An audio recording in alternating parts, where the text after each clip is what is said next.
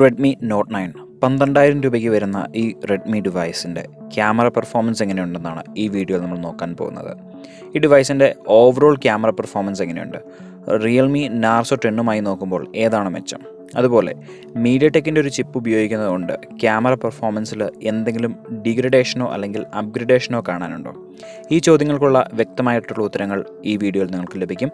ഇത് നിങ്ങളുടെ സ്വന്തം ചങ്ങായി ഹാരസ്. നിങ്ങൾ കണ്ടുകൊണ്ടിരിക്കുന്നത് ആർക്സ് ടെക് എറ്റ്. ഇതുപോലുള്ള വീഡിയോസ് ചെയ്യാനായിട്ട് ഞങ്ങൾ ഒത്തിരി എഫോർട്ട് എടുക്കാറുണ്ട്. ആ എഫോർട്ടുകളെ നിങ്ങൾക്ക് സപ്പോർട്ട് ചെയ്യാൻ കഴിയും ജസ്റ്റ് ആ ലൈക്ക് ബട്ടണും സബ്സ്ക്രൈബ് ബട്ടണും അമർത്തിക്കൊണ്ട്. ഈ വീഡിയോ കാണുന്ന ഓരോ ആളുകൾക്കും ഏറ്റവും നന്നായിട്ട് കാര്യങ്ങളെല്ലാം മനസ്സിലാക്കാനായിട്ട് നമ്മൾ 7 മേഖലകളിലൂടെയായിരിക്കും ഈ റിവ്യൂ ചർച്ച ചെയ്യുന്നത്. പ്രധാനമായും general photography, selfies, portraits, wide angle, macro, 48 MB mode, videos. അതിനു മുന്നേ നിങ്ങൾ അറിഞ്ഞിരിക്കേണ്ട ചില പ്രധാനപ്പെട്ട സ്പെക്കുകളെ കുറിച്ച് പറയാം. ഈ ഡിവൈസിലും നാർസോ 10 വരുന്ന ISP സെയിം ആണ്. കാരണം G70 എന്ന് പറയുന്ന മീഡിയ ടെക് ചിപ്പിൻ്റെ GPU ഓവർക്ലോക്ക് ചെയ്ത വേരിയൻറ്റുകളാണ് G80 G85. ഇനി ക്യാമറ സ്പെക്കിൻ്റെ കാര്യത്തിൽ 48 മെഗാ പിക്സൽ പ്രൈമറി ക്യാമറയാണ് ഈ ഡിവൈസിന് ലഭിക്കുന്നത്.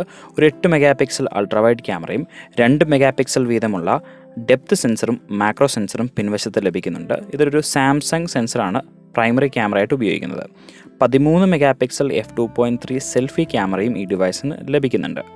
റെഡ്മി നോട്ട് 9 റൺ ചെയ്യുന്നത് MIUI 12 ആണ്. MIUI 12 സ്റ്റാൻഡേർഡ് ക്യാമറ ആപ്പ് ഈ ഡിവൈസിന് ലഭിക്കുന്നുണ്ട്. സ്റ്റാൻഡേർഡ് എന്ന് ഞാൻ പറഞ്ഞതുകൊണ്ട് എന്തെങ്കിലും കുറവുള്ളതായിട്ട് ഓർക്കരുത്. വീഡിയോ പ്രോ മോഡ് വരെയുള്ള അടിപൊളി ക്യാമറ ആപ്പാണ്. ഒരു ഫീച്ചേഴ്സും കുറവുള്ളതായിട്ട് എനിക്ക് തോന്നിയിട്ടില്ല. ഇനി നമുക്ക് ടെസ്റ്റിലോട്ട് കിടക്കാം. ആദ്യമേ ജനറൽ ഫോട്ടോഗ്രാഫി എങ്ങനെ ഉണ്ടായിരുന്നു നോക്കാം. ഞാനിനി കുറച്ച് ഇമേജ് സാമ്പിൾസ് കാണിക്കാം. റെഡ്മി നോട്ട് 9 ക്യാമറ പെർഫോമൻസിനെ കുറിച്ച് ഈ സാമ്പിളുകൾ തന്നെ നിങ്ങളോട് പറയും. ബ്രൈറ്റ് ഡേ ലൈറ്റിൽ നല്ല ഫോട്ടോഗ്രാഫുകൾ നിങ്ങൾക്ക് എടുക്കാൻ കഴിയും. കളേഴ്സ് എല്ലാം വെൽ ബാലൻസ്ഡ് ആണ്. ഓവർ സാച്ചുറേഷൻ എന്ന് പറയുന്നൊരു ഇഷ്യൂ ഞാൻ ശ്രദ്ധിച്ചില്ല.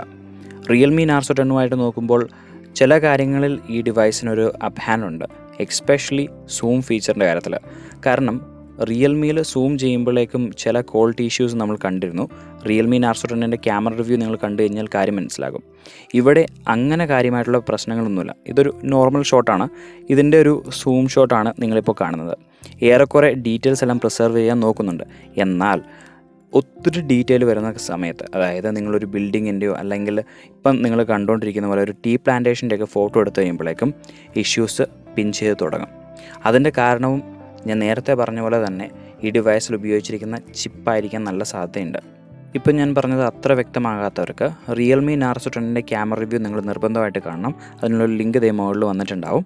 അതിൽ റിയൽമിയുടെ ഡിവൈസിൽ ഉപയോഗിച്ചിരിക്കുന്ന G സീരീസ് ചിപ്പുകളിൽ അവർ അല്പം പെർഫോമൻസ് ഇമ്പ്രൂവ്മെൻറ്റ് കൊണ്ടുവരേണ്ടതിനെക്കുറിച്ച് ഞാൻ പറഞ്ഞിട്ടുണ്ട്. അല്പം ഒപ്റ്റിമൈസേഷൻ്റെ ആവശ്യത്തെക്കുറിച്ച് ഞാൻ തെളിവ് സഹിതം വിശദീകരിച്ചിട്ടുണ്ട്. അതേ ഒരു സംഭവം ഇവിടെ നമുക്ക് കാണാനുണ്ട്. പക്ഷേ എനിക്കൊരു കാര്യത്തിൽ ഉറപ്പാണ്, റിയൽമി ചെയ്തതിനേക്കാളും അല്പം കൂടെ നല്ലൊരു ഒപ്റ്റിമൈസേഷൻ ചെയ്തിട്ടുണ്ട്. ക്യാമറ ആപ്പും ചിപ്പിൻ്റെ പെർഫോമൻസ് തമ്മിൽ ഏറെക്കുറെ ഒരു സിംഗിളാണ്. എന്നിരുന്നാൽ പോലും സൂം ചെയ്യുമ്പോഴേക്കും ഇച്ചിരി കൂടെ ഡീറ്റെയിൽ ആകാമായിരുന്നു എന്ന് തോന്നുന്നു. ഇനി സെൽഫീസ് എങ്ങനെ ഉണ്ടായിരുന്നു നോക്കാം. ഈ ഡിവൈസിനൊരു 13 മെഗാ പിക്സൽ സെൽഫി ക്യാമറയെ കിട്ടുന്നുള്ളൂ. എങ്കിലും അത്യാവശ്യം നല്ലൊരു പെർഫോമൻസ് അത് കാഴ്ചവെക്കുന്നുണ്ട്. പ്രത്യേകിച്ച് റിയൽമി നാർസോയുടെയൊക്കെ 16 മെഗാ പിക്സൽ സെൽഫി ക്യാമറ ആയിട്ട് നോക്കുമ്പോഴേക്കും അത്രമാത്രം ബ്രൈറ്റ് അല്ല, അതുപോലെ തന്നെ ഭയങ്കര വിവിഡ് ആയിട്ടുള്ളൊരു ഔട്ട്പുട്ട് നൽകുന്നില്ല. എങ്കിലും റിയലിസ്റ്റിക് ആണ്. യൂസ്ഫുൾ ആയിട്ടുള്ള സെൽഫീസ് ഇതിൻ്റെ 13 മെഗാ പിക്സൽ സെൽഫി ക്യാമറ നമുക്ക് നൽകുന്നുണ്ട്. സാറ്റിസ്ഫൈഡ് ആയിട്ടുള്ള റിസൾട്ടാണ്. ഇനി പോർട്രേറ്റ്സ് എങ്ങനെ ഉണ്ടായിരുന്നെന്ന് പറയാം.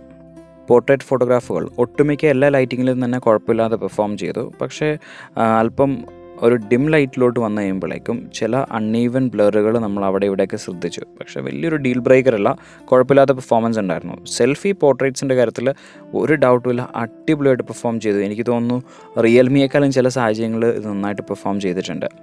ഇനി നമുക്ക് അടുത്ത സെഗ്മെൻറ്റിലോട്ട് പോകാം. വൈഡ് ആംഗിൾ ഫോട്ടോഗ്രാഫുകൾ എങ്ങനെ ഉണ്ടായിരുന്നു നോക്കാം.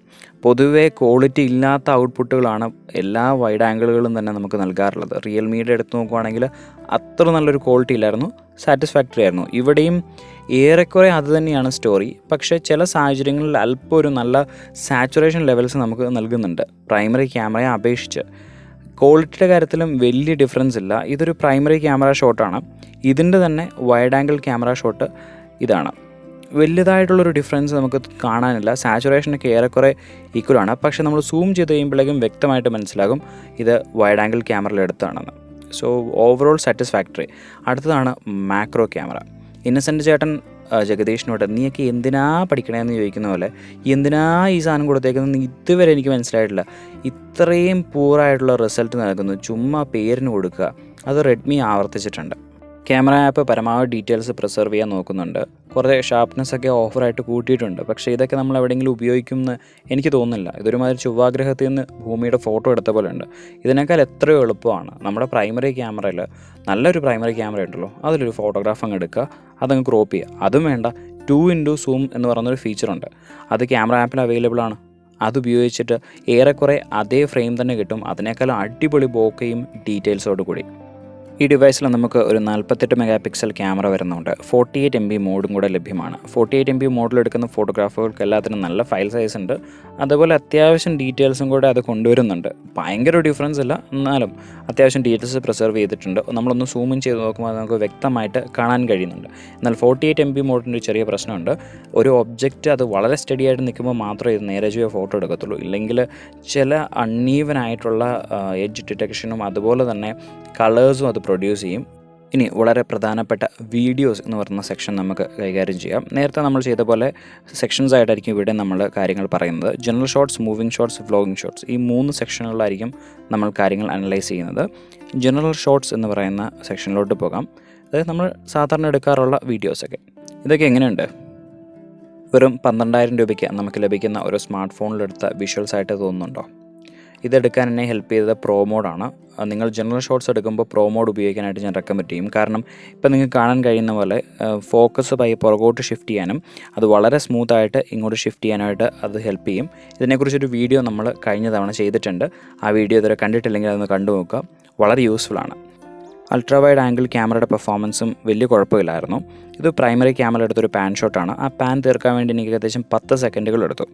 എന്നാൽ അതേ ലൊക്കേഷനിൽ അതേ ഒരു ഏരിയ പാൻ ചെയ്യാൻ വേണ്ടി അൾട്രാ വൈഡ് ക്യാമറയിൽ ഏകദേശം 4 സെക്കൻഡ് എടുത്തുള്ളൂ. പക്ഷേ എക്സ്പോഷർ ഇംബാലൻസ് വളരെ അധികമാണ്. അതായത് ഒരു വെട്ടൽ വന്ന പോലെ നിങ്ങൾ ശ്രദ്ധിച്ചില്ലേ, അത് തന്നെ സംഭവം.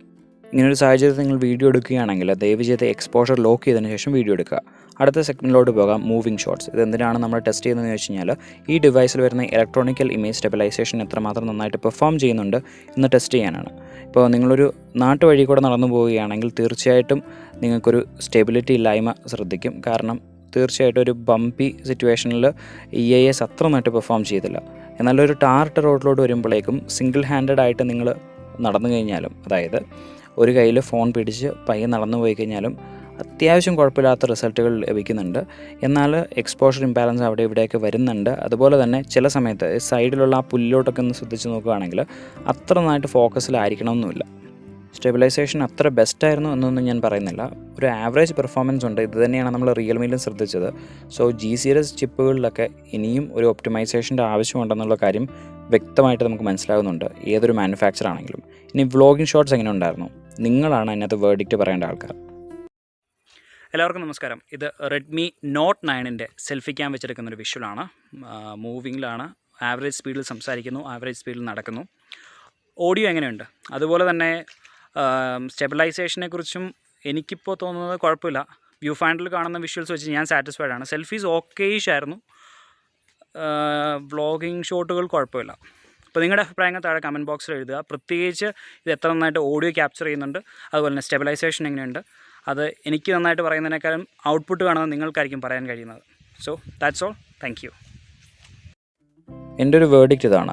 റെഡ്മി നോട്ട് 9 അത്യാവശ്യം നന്നായിട്ട് പെർഫോം ചെയ്യുന്നുണ്ട്. നമ്മൾ കൊടുക്കുന്ന പൈസയ്ക്ക്, അതായത് 12,000 രൂപ ബഡ്ജറ്റിൽ അത്യാവശ്യം വൃത്തിയായിട്ടുള്ള പെർഫോമൻസ് നമുക്ക് ലഭിക്കുന്നുണ്ട്.